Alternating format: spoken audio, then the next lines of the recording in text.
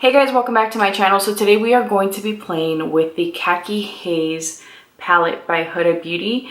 I have heard a lot of mixed reviews. In particular, people are saying that the shades don't wear that well, that they are not as pigmented. People are loving the color story, which is why I got this palette, because I did love it. As soon as I saw it, I'm like, oh my gosh, I love it. This is what I want. And I have to say that I do agree with some of the things that I'm hearing, but I'm going to wear this and give you guys my feedback on what my final thoughts are in terms of wear time. So far, I'm really enjoying it, but you guys will see in my tutorial that there were some challenges, to say the least. So if you guys want to see how I got this look, let's go.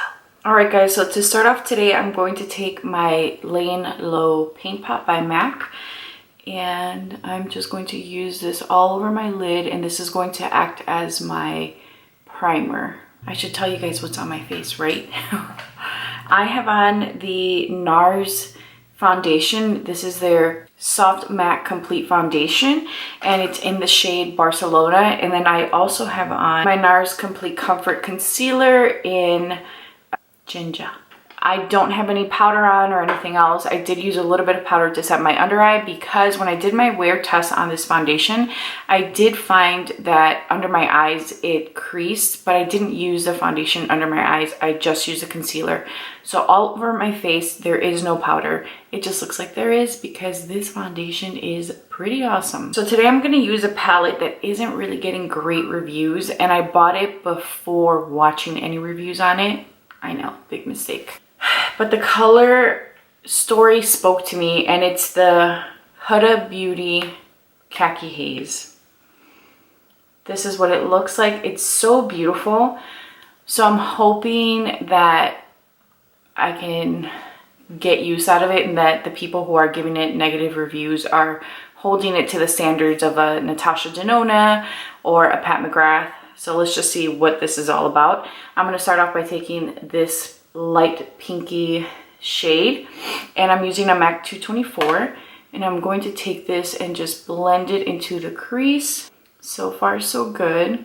Sometimes we can be a little critical, or I should say sometimes we can be overly critical of products, because especially when you are used to buying high-end products, you start to compare everything to, you know, these really expensive brands that should be basically doing all the work for you. And with this brand and this palette, it was, I believe, $30 or $39. She increased the pricing to it because of the packaging. Before she went with the plastic packaging, it was like a cardboard packaging, and that was $29. So I want to say that maybe it is $39, but this, so far, I think this palette is beautiful. Just the one shade, I can tell you guys already that this blended out beautifully and it built beautifully. There is a little bit of kickback, which I'm okay with. You know, when you factor that in, this isn't a really expensive palette. And to expect it to perform like a Natasha Denona or Pat McGrath, that can be a bit much. However, what I will tell you is that the Huda palettes that I do own have been very pigmented, smooth, and beautiful. So that's the expectation that I have for this palette. I'm going to go in with this middle shade. I love this color so much. And I'm going to use a flat brush, and I'm going to build this on the outer corner.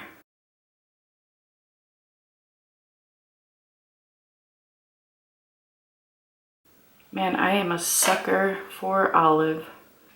It's not the most pigmented olive shade, but it's not bad. What I am seeing is that this shade is shearing out. So I think that if you're going to use this shade, you should really keep it centralized and not have to worry about blending it out like I'm doing now.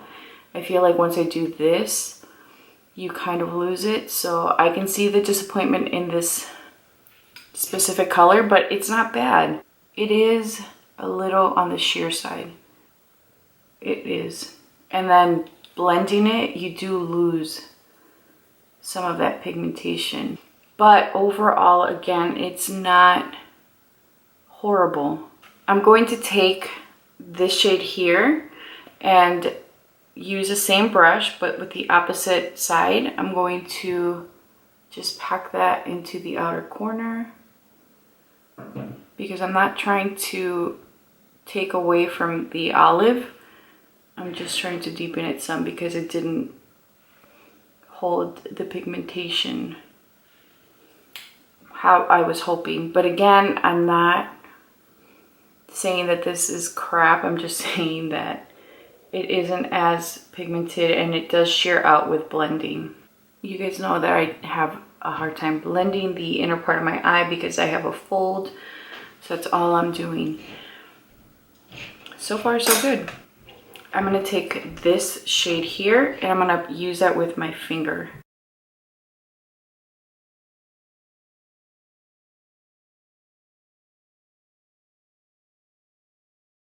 I really like the way this looks. Alright guys, so this is what the eyeshadow is looking like. I like the way that it looks, but I am a little concerned that it's going to sheer out with time. So we'll just have to wait and see what it looks like in a few hours. But I just feel like looking at it now and what I'm seeing, I do worry that it's not going to hold. And you guys know that I've used my paint pot for a really long time and it's my go-to.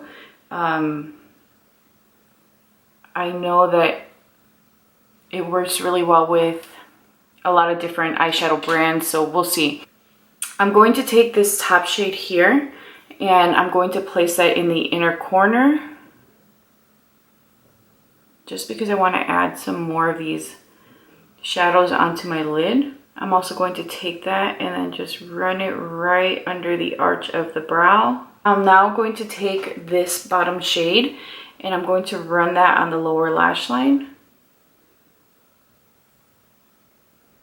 Again, I just want to put as many of these colors on. This color is very pigmented and smooth. It just went on like butter. I'm going to take a little bit of the middle shade here and then also use that on the outer part of my eye. That's all the shadows we're going to use today from this palette.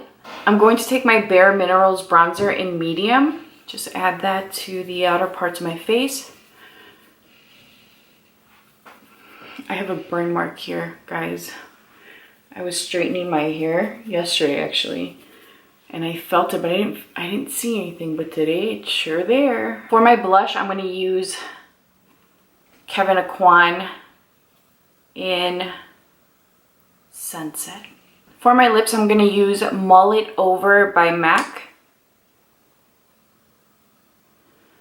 Alright guys, there we have it. This is the final look. I will keep you guys updated on what my overall thoughts are on this palette. I will actually leave it in the description box, but so far what I'm seeing is that it performed pretty well. The color that I was most excited about is that center olive shade, this one here. And honestly, I feel like you do have to work with it in order to build it up, but again, that's not something that bothers me. This wasn't like an $80 palette. You're talking about, you know, $30 to $40 palette, which is still up there in price, but it wasn't horrible. The purple shade that I used for the outer corner is still there. What I did see is that these two shades together, they did end up just blending in together, and instead of looking like an olive green with a purpley outer corner, it just looks like an olive green that darkens. Doesn't bother me. In my head, I just think, well, I would use it to deepen it anyway, and I would use them individually if I was going to do like a smoky look. And then in terms for the colors I used on the lower lash line, I think they look great. So we'll see how they wear. Because the complaints have been that they sheer out with wear time, and I'm not seeing that yet. The sparkly shades I think look fine. Again, some of the complaints that I've heard is that with time they dull out. I felt that way about the Charlotte Tilbury Jewel Pot in Walk of No Shame. Like, it hardly had shimmer. The longer I wore it, the less you saw it. So that was annoying. But again, that Jewel Pot alone, just one product, was over $40. As it stands now, I'm okay with it. I'll let you guys know again what my final thoughts are, but so far it's not bad. I'm okay with it. I wish I hadn't seen any of the reviews, to be honest with you guys, because I would have liked to have gone into this blindly and have made my own judgments about this palette, but I did see some reviews. They weren't all that great, but so far I'm okay with it. I'm not angry at it. I do like the look. I love the shadows, I love the colors, but it really just does look like I have two colors on my lid when really I have. I will leave a comment down below for you guys giving you my final thoughts on this palette. Thank you guys so much for spending time with me. Please be sure to subscribe and hit that notification bell. I do upload 3 videos a week and I don't want you guys to miss any of them. And lastly, leave me a comment. Let me know, do you own this? What are your thoughts on it? I'm okay with it. I'm at this moment, I'm not thinking I need to return it. And like this video. Thank you guys so much. I'll talk to you guys soon. Bye.